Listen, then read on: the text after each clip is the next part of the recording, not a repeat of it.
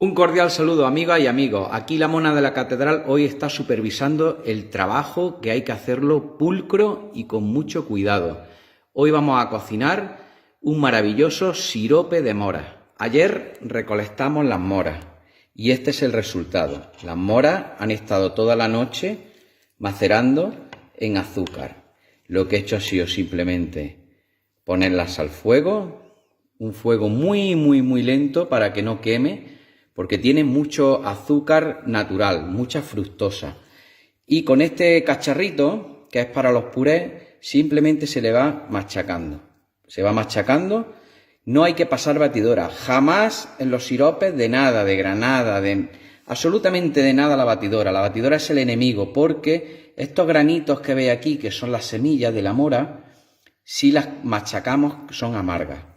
Entonces simplemente con este cacharro. Luego se pasa por un chino muy fino, como veis, y aquí tenéis el resultado. El resultado es esta maravilla. Es un sirope sin nada prácticamente de azúcar. Me parece a 2,5 kilos de moras le puse como unos 200 gramos, es decir, eso no es nada. Y este es el sirope. Fijaros qué pedazo de olla ha salido. Aquí han salido 2 kilos por lo menos de sirope. Y vale para hacer helados, para hacer pasteles, simplemente para aromatizar agua fresquita en verano. Es una joya. Os invito a que la hagáis. Y en este caso han sido moras de moral, de árbol, no zarzamora. ¿De acuerdo?